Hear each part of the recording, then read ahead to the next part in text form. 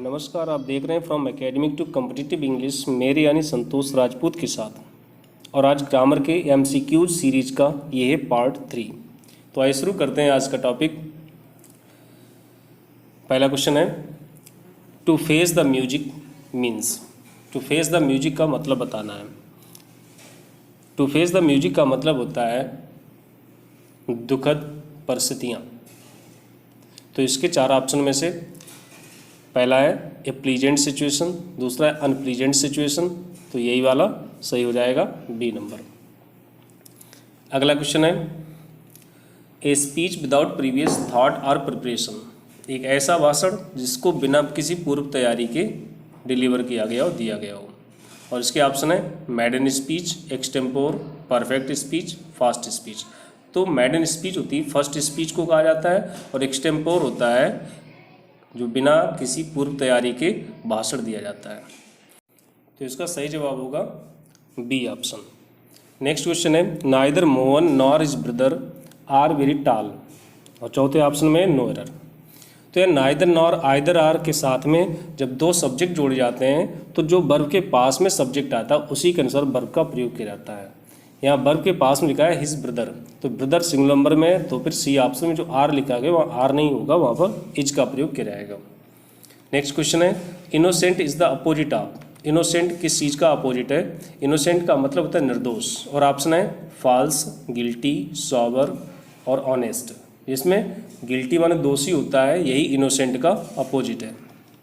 अगला क्वेश्चन है, she wears blank space clothes.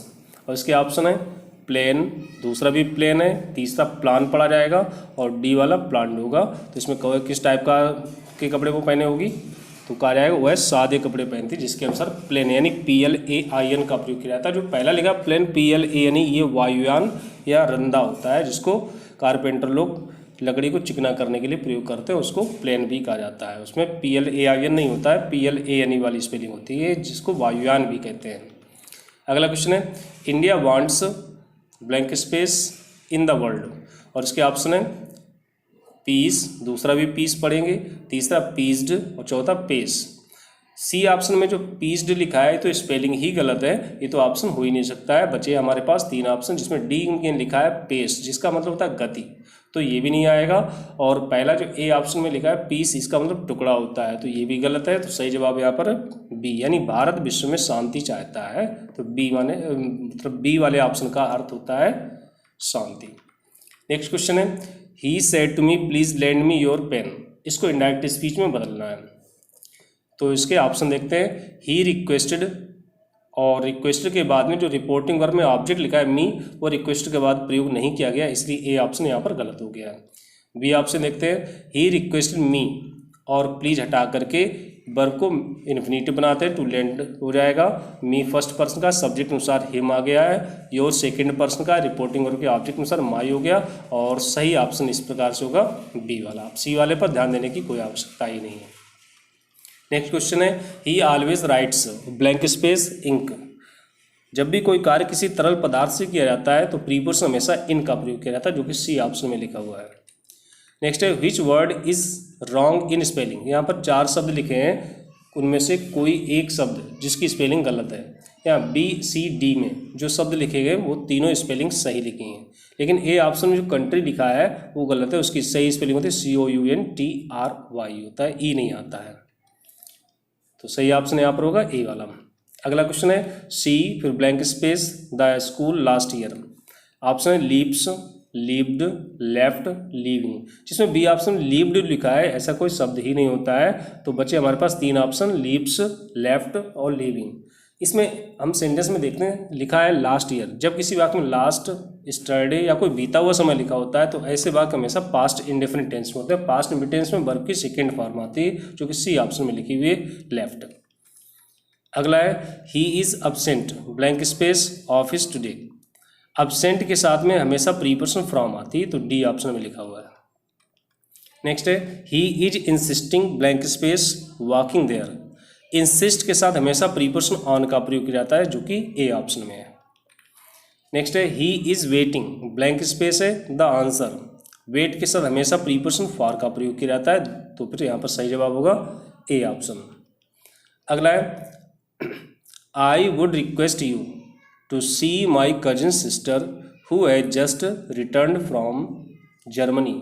और डी ऑप्शन में नो एरर। कजिन के साथ में ब्रदर या सिस्टर का प्रयोग नहीं किया जाता। कजिन का मतलब चचेरा भाई चचेरी बहन होता है। जैसे सेंटेंस में कहीं लिखा है ही इज़ माई कजिन, तो इसका मतलब ही का प्रयोग किया है तो भाई होगा। अगर सी करके लिखा गया है तो सिस्टर होगी। तो कजिन के साथ ब्रदर या सिस्टर अनावश्यक होता है, जो कि बी ऑप्शन में सिस्टर लिख दिया गया, ये गलत है। तो सही केवल इतना होना चाहिए था, to see my cousin. Next question है transform the following sentence using no sooner for as soon as. Sentence में एज सुन एज लिखा है, उस एज सुन एज को हटा करके नो सूनर का प्रयोग करके सेंटेंस को ट्रांसफॉर्म करना है। तो सेंटेंस ये है as soon as she came home she wanted to know what abouts our servants, choose from the correct options. तो यहाँ ऑप्शन पढ़ने से पहले इस सेंटेंस को ही पहले बदल के देख लेते हैं। तो जो एज सुन लिखा है, एज सुन एज के स्थान पर नो सूनर डिड लगेगा, फिर सब्जेक्ट लगाएंगे, फिर जो केम लिखा गया है इस जगह पर वर्ब की फर्स्ट फॉर्म हो जाएगी क्योंकि डिड का प्रयोग किया गया है, होम, और कामा हटा करके यहाँ पर कंपैरेटिव कंजंक्शन, क्योंकि सून का कंपैरेटिव किया हुआ है इसलिए कंपैरेटिव कंजंक्शन देन का प्रयोग किया जाएगा। अब ऑप्शन में ढूंढते हैं इस और दूसरे सेंटेंस में कोई परिवर्तन नहीं होता। अब ऑप्शन में ढूंढते हैं कि इस टाइप का आंसर कहाँ पर लिखा है। जैसे पहला ऑप्शन पढ़ते हैं नो सूनर डिड सी केम, तो यहाँ पर ये गलत हो गया, डिड का प्रयोग किया फिर केम का प्रयोग कर दे, तो ए ऑप्शन हमारा गलत है। बी वाला देखते हैं नो सूनर डिड सी कम, यहाँ तक सही है, डिड का प्रयोग किया गया, कम का भी प्रयोग हुआ है, पर की फर्स्ट फॉर्म आई, होम, फिर कामा हटा करके देन का प्रयोग किया, बाकी सेंटेंस पर कोई प्रभाव नहीं पड़ा, वैसे ही है। तो सही जवाब यहाँ पर है बी। और सी वाला देख लेते हैं नो सूनर के साथ यहाँ डिड का प्रयोग नहीं किया है इसलिए गलत है। डी ऑप्शन में क्या है no sooner did she come home, यहाँ तक सही है, लेकिन देन का प्रयोग नहीं किया, यहाँ पर वेन का प्रयोग किया, इसलिए डी ऑप्शन में गलत है।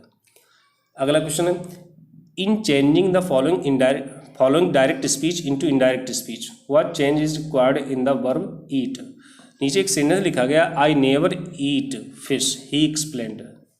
तो इस सेंटेंस को जब इनडायरेक्ट स्पीच में बदलेंगे तो इस सेंटेंस जो ईट का प्रयोग किया गया है, ईट इनडायरेक्ट स्पीच में जब जाएगा तो इसके स्थान पर क्या हो जाएगा।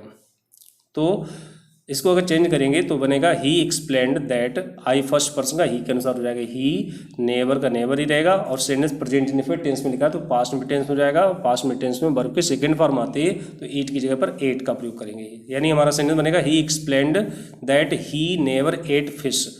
तो जो ए ऑप्शन में एट लिखा गया यही सही है, क्योंकि क्वेश्चन में केवल इतना ही पूछा गया है कि ईट अगर इनडायरेक्ट स्पीच में इस सेंटेंस का जाएगा तो उसका क्या हो, कौन सी फॉर्म होगी। तो सही जवाब यहाँ पर ए। अगला है pick out the correct form of indirect narration of.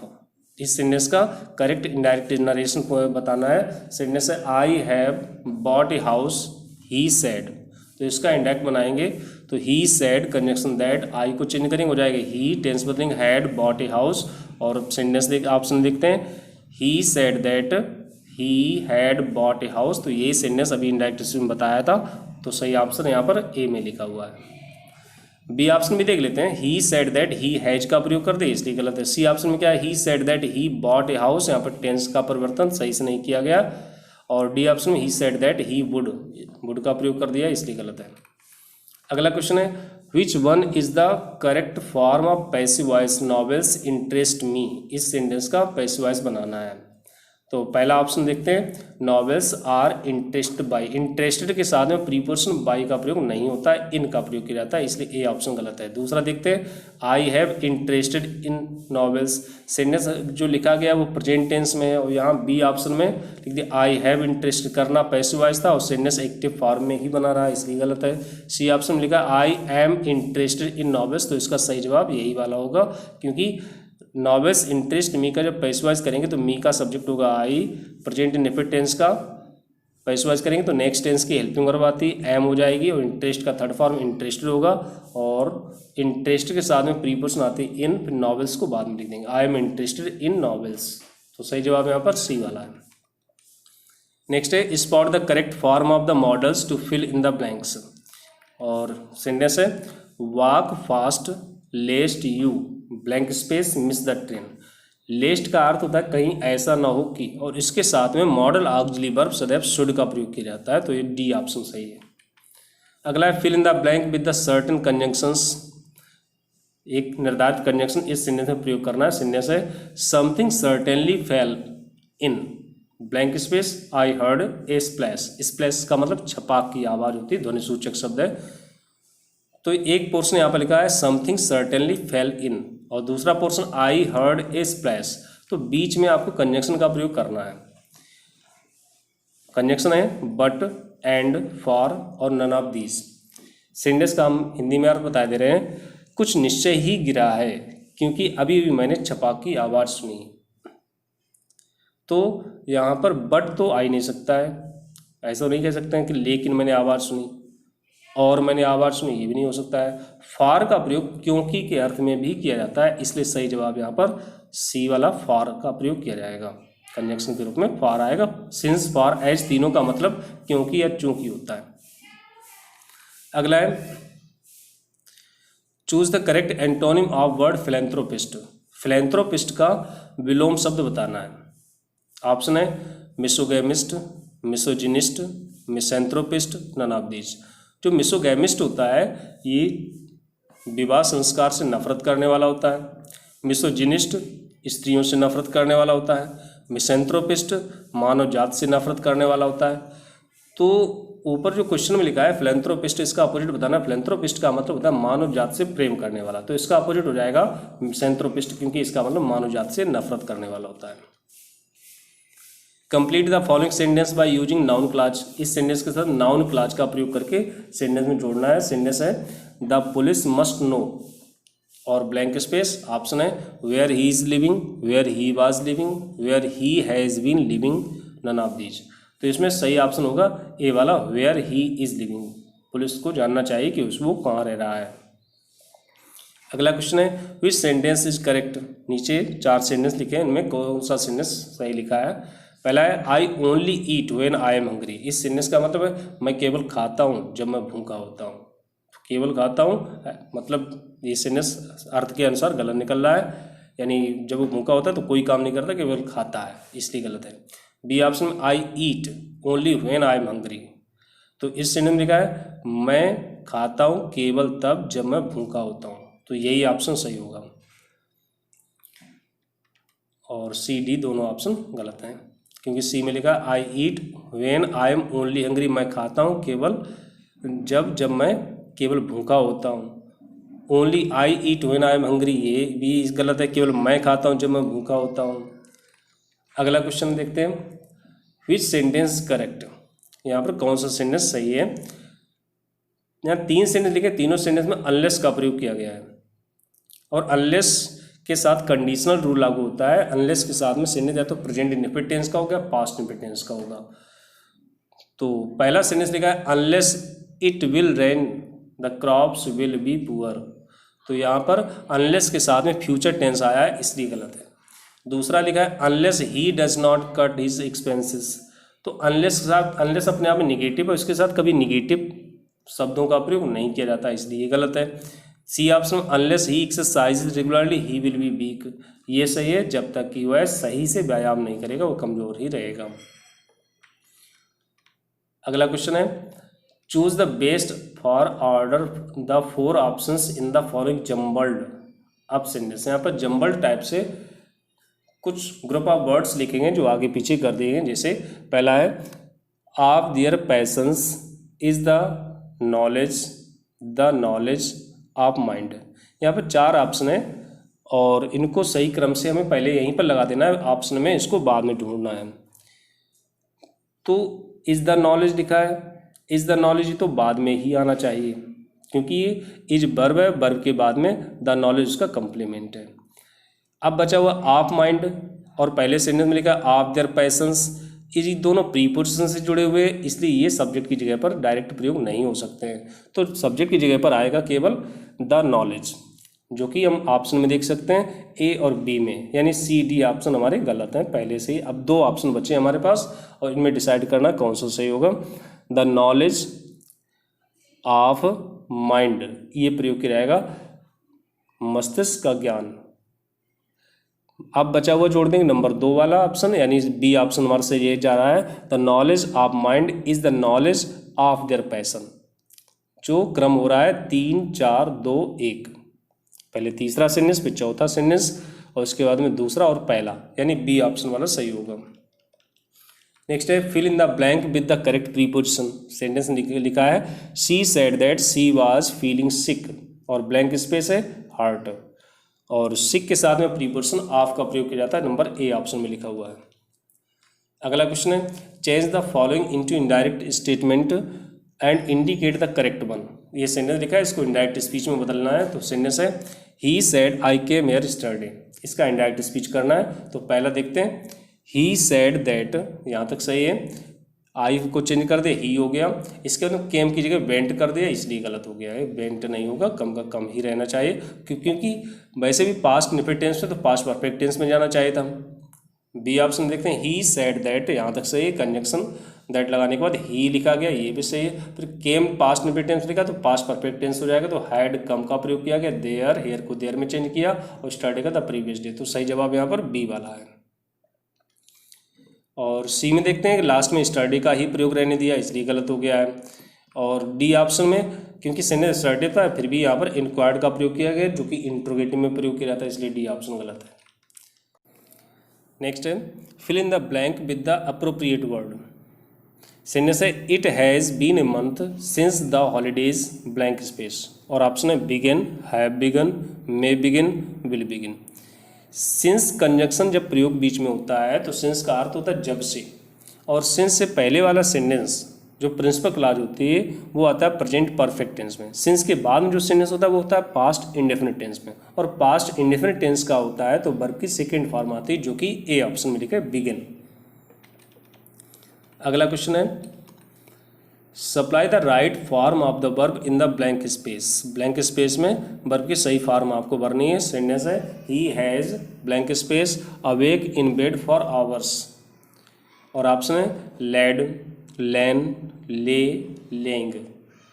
तो लेड का मतलब होता है किसी को बिस्तर में लिटाना, जबकि सेंटेंस कह रहा है he has awake in bed for hours, घंटों से वो बिस्तर में लेटा हुआ है, तो किसी को लिटाए हुए नहीं बल्कि लेटा हुआ है, तो ए ऑप्शन गलत होगा। दूसरा लिखा है लैन, लाई का मतलब लेटना होता है और हैज के साथ वर्ब की थर्ड फॉर्म आती है, और लाई का थर्ड फॉर्म लैन होता है जो कि बी ऑप्शन वाला सही है। और ले का मतलब बी होता है रखना, जो सी ऑप्शन में लिखा है, तो यहाँ इस सेंटेंस का सही आंसर होगा लैन, बी वाला। नेक्स्ट क्वेश्चन है what is suitable prefix for the word polite. Polite शब्द का एक उचित प्रीफिक्स बताना है। प्रीफिक्स वो शब्द होते हैं जो किसी शब्द से पहले जोड़े जाते हैं, और इसके ऑप्शन है अन, इन, इम और नॉन। तो अनपोलाइट नहीं होता है, इनपोलाइट भी नहीं होता है, इम्पोलाइट कहा जाता है जिसका मतलब अभद्र होता है। नॉन पोलाइट भी गलत है, तो उसका सही जवाब है सी। अगला है the adjective form of boast is. Boast का एडजेक्टिव फॉर्म बताना है, और इसके ऑप्शन है बोस्टी, बोस्टफुल, बोस्टली, बोस्टाइल। यहाँ बोस्टी, बोस्टाइल और बोस्टली जैसे शब्द तो है ही नहीं, ऐसे कोई शब्द नहीं होते हैं, इनका प्रयोग नहीं किया जाता है। बोस्टफुल एडजेक्टिव होता है। अगर जैसे सी ऑप्शन बोस्टली लिखा गया है तो ये एडवर्ब शो कर रहा है, लेकिन ऐसा एडवर्ब बोस्ट का नहीं बनता है, बोस्ट का एडवर्ब बनता है बोस्टफुली, यानी बोस्टफुल जब एडजेक्टिव हो जाएगा उसमें एलवाई जोड़ करके उसका एडवर्ब बनाया जाएगा, तो इसका सही जवाब है बी ऑप्शन वाला बोस्टफुल। नेक्स्ट है the word abound has the noun form. Abound शब्द का नाउन बताना है। अबाउंड का मतलब होता है भरा हुआ, जिसमें अबाउंडमेंट, अबाउंडेंस ये शब्द ही नहीं होते हैं, ऐसे कोई शब्द नहीं इससे बनते हैं। सी और डी वाले इससे शब्द बनते हैं, जैसे अबंडेंस और अबंडेंट बनते हैं, लेकिन कहा गया नाउन बनाना है, तो नाउन यहाँ पर बनेगा सी वाला अबंडेंस, क्योंकि डी में जो लिखा है वो एडजेक्टिव लिखा हुआ है अबंडेंट, तो इसका सही जवाब है C. Which of the following sentence has a transitive verb. Transitive verb बताना है, सकर्मक क्रिया बतानी है। सकर्मक क्रिया होती क्या है, ट्रांसिटिव वर्ब क्या होती हैं, सबसे पहले ये आपको बता दें कि ऐसी वर्ब्स जो किसी व्यक्ति या वस्तु पर प्रभाव डालती हैं वो सकर्मक क्रियाएं कहलाती हैं। अगर किसी सेंटेंस में सकर्मक क्रिया ट्रांसिटिव वर्ब पता करनी है तो हम क्रिया में किसे, किसको और क्या का प्रश्न करें, और किसे, किसको, क्या का प्रश्न करने से यदि आंसर मिलता है तो वो वर्ब ट्रांसिटिव होगी। जैसे पहला है a dog runs very fast, एक कुत्ता बहुत तेज दौड़ता है, तो इसमें वर्ब है रन। अब हमें बताना है रन ट्रांसिटिव है या इंट्रांसिटिव है। वर्ब के साथ प्रश्न करना होता है किसे, किसको और क्या। जैसे कुत्ता किसे दौड़ता है, कुत्ता किसको दौड़ता है, कुत्ता क्या दौड़ता है। तो ये सभी आंसर हमारे गलत निकलेंगे, किसी में भी कोई सही जवाब नहीं निकलेगा। तो ए ऑप्शन गलत है, यानी रन ट्रांसिटिव वर्ब नहीं है, ये इंट्रांसिटिव है। बी ऑप्शन में देखते हैं, no one can speak French like natives. यहाँ वर्ब है स्पीक और बताना स्पीक ट्रांसिटिव है या इंट्रांसिटिव है। अब यहाँ पर भी प्रश्न कर सकते हैं कि किसे किसको क्या। No one can speak French like natives, देशवासियों की तरह कोई भी फ्रेंच नहीं बोल सकता है। किसे नहीं बोल सकता है, कोई आंसर नहीं निकलेगा। क्या किसको नहीं बोल सकता है, ये इसके भी कोई आंसर नहीं निकलेगा। क्या नहीं बोल सकता है, इसका आंसर है यहाँ पर, वो है फ्रेंच। तो फ्रेंच पर स्पीक वर्ब प्रभाव डाल रही है, तो स्पीक यहाँ पर ट्रांसिटिव वर्ब हो गई। और बचे हुए शाउटिंग और जंप्ड, ये दोनों अगले ऑप्शन के में जो वर्ब दी गई ये इंट्रांसिटिव वर्ब्स हैं। नेक्स्ट क्वेश्चन है, give the right suffix for the word just to make it an abstract noun. Just शब्द को एब्स्ट्रैक्ट नाउन बनाने के लिए या उचित शब्द बताने हैं चार ऑप्शन में से। इसमें एल वाई जोड़ दें, जस्टली कहा जाए या जस्टिफाई कहा जाए या जस्टिस कहा जाए या जस्टिंग कहा जाए। तो जस्ट का जब नाउन बनाएंगे एब्स्ट्रैक्ट नाउन तो इसमें ICE जोड़ा जाएगा, जो कि सी ऑप्शन में लिखा है जस्टिस होगा। अगला है, choose the most appropriate preposition. और आप क्वेश्चन सेंटेंस है, ए गुड जज never jumps blank space the conclusion. Jumps के साथ में जब प्रीपोजिशन टू आती है तो इसका मतलब होता है निर्णय पर पहुंचना, तो जो कि ए ऑप्शन में लिखा हुआ है टू प्रीपोजिशन लगाई जाएगी। अगला क्वेश्चन है, find out the error portion. यहाँ पर वो पोर्शन बताना है जिसमें गलती है। तो इसमें पहला है, although there are some similarities in the qualifications of two candidates, the differences among them are quite pronounced। ये पूरा एक सेंटेंस है प्रोनाउंस्ड तक, और डी ऑप्शन है। अगर हमें लगता है कि पूरा सेंटेंस सही है तो हमारा सही जवाब होगा डी वाला, नो एरर। हम यहाँ पर ये देख रहे हैं, although there are some similarities in the qualifications of the two candidates. यहाँ पर कैंडिडेट्स की संख्या 2 है और बी ऑप्शन में लिखा गया अमंग। अमंग का प्रयोग 2 से ज़्यादा के लिए किया जाता है, जबकि यहाँ पर कैंडिडेट सिर्फ 2 हैं, तो अमंग का प्रयोग नहीं होना चाहिए, बिटवीन का प्रयोग किया जाना चाहिए। इसलिए सही जवाब इसका होगा बी। अगला है, the Ganga is blank space river. इसमें आपको आर्टिकल भरना है, आर्टिकल दिए द, ए, एन, तो इसमें सही आर्टिकल आएगा ए। अगला क्वेश्चन है, द सन ब्लैंक स्पेस है द फॉग डिसअपियर्ड। अभी उधर ग्रामर में आपको पढ़ाए जा रहे हैं सिंथेसिस ऑफ सेंटेंस, जिसमें सिंपल सेंटेंस कंप्लीट किए गए हैं। सिंपल सेंटेंस पर आधारित ये सेंटेंस है। तो ऑप्शन इसके दिए, is rising, have Ryzen, having Ryzen और राइजेज। ये पूरा सिंपल सेंटेंस फॉर्म पर आधारित है, क्योंकि पूरा सेंटेंस एक है जिसमें फाइनाइट वर्ब सिर्फ है डिसअपियर्ड। तो एक कार्य के साथ में दूसरा कार्य जब होता है तो परफेक्ट पार्टिसिपल, प्रेजेंट पार्टिसिपल या फिर पास्ट पार्टिसिपल का प्रयोग किया जाता है। लेकिन जब दोनों सेंटेंस के कर्ता अलग अलग होते हैं तो फिर नॉमिनेटिव एब्सोल्यूट का प्रयोग किया जाता है, जिसमें सब्जेक्ट के बाद में हैविंग और वर्ब की थर्ड फॉर्म लगाई जाती है। तो सही जवाब ऐसा लिखा है सी में। तो पूरा कंप्लीट सेंटेंस बनेगा, the sun having risen the fog disappeared. Next है, which kind of the sentence is the following. नीचे एक सेंटेंस लिखा है, आपको बताना है कि किस टाइप का सेंटेंस लिखा है। सेंटेंस है, he confessed that he had committed the crime.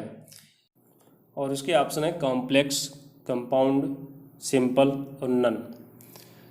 तो अगर सेंटेंस लिखा है तो कोई ना कोई तो सेंटेंस होगा ही, और सेंटेंस यही 3 होते हैं, कॉम्प्लेक्स, कंपाउंड या सिंपल होगा। नन तो हो ही नहीं सकता है, तो इन्हीं 3 में से कोई एक हो सकता है। सिंपल सेंटेंस क्या होते हैं? सिंपल सेंटेंस में कम से कम और अधिकतम एक फाइनाइट वर्ब होती है, जबकि इसमें कन्फेस्ड भी लिखा है और कमिटेड 2 वर्ब लिखी गई हैं, इसलिए सिंपल सेंटेंस नहीं बचे। कॉम्प्लेक्स और कंपाउंड सेंटेंस, कॉम्प्लेक्स और कंपाउंड दोनों में 2-2 फाइनाइट वर्ब्स होती हैं, लेकिन कंजंक्शंस अलग अलग होते हैं। कंपाउंड सेंटेंस के कंजंक्शन कोऑर्डिनेटिंग कंजंक्शन होते हैं, जिसमें and, but, so, or, either, neither, nor, not only, but also, yet, ये कंजंक्शंस होते हैं कंपाउंड सेंटेंस के। और दैट कंजंक्शन जो इस सेंटेंस में प्रयोग किया गया है, ये कॉम्प्लेक्स सेंटेंस में प्रयोग किया जाता है, तो इसका सही जवाब होगा ए ऑप्शन वाला। अगला क्वेश्चन है, find out the error portion. नीचे एक सेंटेंस 3 पार्ट में लिखा गया है और इसमें आपको गलती बतानी है। सेंटेंस है, one should take advantage of opportunities to talk with native orators if one wants to improve his English। ये तीनों ए बी सी ऑप्शन एक साथ पड़ जाएंगे तो एक सेंटेंस बनेगा। अगर हमें लगता है पूरा सेंटेंस सही तो डी ऑप्शन होगा सही माना जाएगा। तो इस सेंटेंस में हम देख रहे हैं कि एक इंडेफिनिट प्रोनाउन वन का प्रयोग किया गया, तो वन के अनुसार लास्ट तक इसी सेंटेंस ए ऑप्शन में ही वन का प्रयोग रहा, जैसे one should take advantage of opportunities to talk with native orators if one wants. यहाँ तक तो सही है। टू इम्प्रूव हिज इंग्लिश जो लिख दिया गया है, बी ऑप्शन में हिज का प्रयोग कर दिया। यहाँ पर हिज का प्रयोग नहीं होगा क्योंकि वन है तो वन के अनुसार ही उसके बदले सारे प्रोनाउंस आएंगे। यहाँ पर हिज की जगह पर वंस का प्रयोग होना चाहिए था, तो सही जवाब इसका होगा बी। अगला है find out the error portion. इसमें भी आपको गलती बतानी है। सेंटेंस है the great poet and dramatist the Kalidas is regarded as the Shakespeare of India. तो ए ऑप्शन में कालिदास प्रॉपर नाउन है, प्रॉपर नाउन के साथ में किसी भी आर्टिकल का प्रयोग नहीं किया जाता है, तो आर्टिकल द जो लगाया गया ये गलत है। तो सही जवाब यहाँ पर ए ऑप्शन वाला है।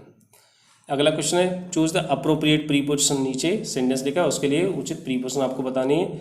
The doctor advised him to abstain blank space the alcoholic drinks.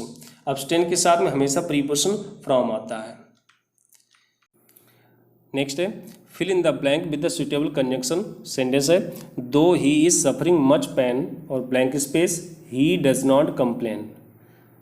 Option है एट, बट, एल्स और एज। सेंटेंस में लिखा हुआ कंजंक्शन है दो या आल्दो के साथ में एट का प्रयोग किया जाता है, जो कि ए ऑप्शन में लिखा हुआ है, तो सही जवाब यहाँ पर ए ऑप्शन वाला होगा। नेक्स्ट है fill in the blank with the correct pronoun. नीचे वाले सेंटेंस में करेक्ट प्रोनाउन भरना है। सेंटेंस लिखा है one our soldiers are better than blank space of the enemies. तो इसके साथ में दोज ऑफ का प्रयोग किया जाएगा, दीज ऑफ आएगा, दैट ऑफ आएगा, देमसेल्व्स ऑफ होगा। डिग्री जब कंपैरिजन में जब किसी व्यक्ति की वस्तु की तुलना किसी दूसरे व्यक्ति की वस्तु की जाती है तो फिर दोज ऑफ का प्रयोग किया जाता है। अगर वस्तु एक वचन में है तो फिर दैट ऑफ का प्रयोग किया जाता है। तो यहाँ पर संख्या एक से ज़्यादा है तो फिर दैट ऑफ का प्रयोग नहीं होगा, दोज ऑफ या दीज ऑफ में से कोई एक आएगा, क्योंकि भी मैंने बताया कि अगर कंपैरिजन होती है किसी दूसरे व्यक्ति की वस्तु से तो फिर दोज ऑफ का प्रयोग करते हैं। तो यहाँ ए ऑप्शन में सही है। अगला है change the following statement into indirect speech. Sentence लिखा है उसको इनडायरेक्ट स्पीच में बदलना है। He said to me what are doing, और उसका इनडायरेक्ट स्पीच देखते हैं ऑप्शन में।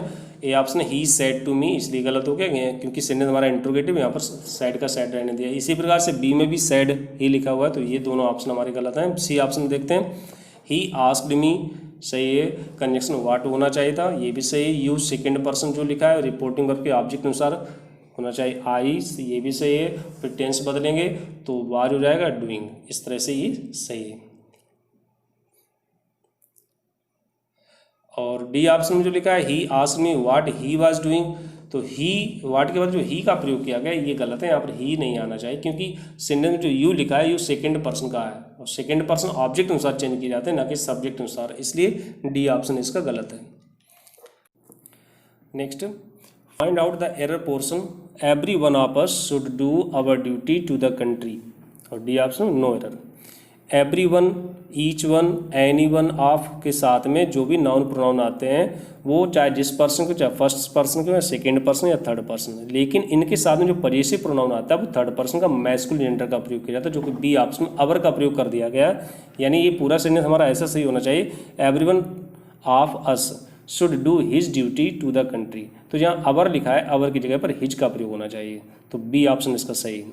नेक्स्ट क्वेश्चन है find out the error portion. इसमें भी एरर बतानी है। Neither Ram nor his parents are to blame. Neither nor either or के साथ में जो भी नाउन प्रोनाउन जोड़े जाते हैं उनमें से जो वर्ब के पास में आता है उसी के अनुसार वर्ब प्रयोग की जाती है। यहाँ पेरेंट्स प्लूरल नंबर में लिखा है जिसके अनुसार आर का प्रयोग हुआ है, ये सही लिखा है, तो पूरा सेंटेंस ही सही है। इसका करेक्ट आंसर होगा डी, नो एरर। नेक्स्ट है very few people now believe that the wages of sin are death. Wages का प्रयोग दोनों रूपों में किया जाता है, सिंगल नंबर में भी आता है, प्लूरल में भी आता है, उसके साथ में ऐसे ही यूं ही लगा रहता है।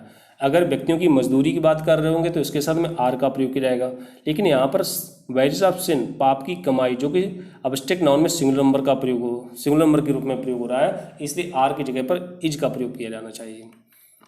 नेक्स्ट क्वेश्चन है फिल द करेक्ट प्रीपोजिशन। नीचे सेंटेंस लिखा है उसमें करेक्ट प्रीपोजिशन भरनी है। The cat is hiding blank space us. Option है विद, फ्रॉम, ऑफ और डबल ओ अप वाला ऑफ।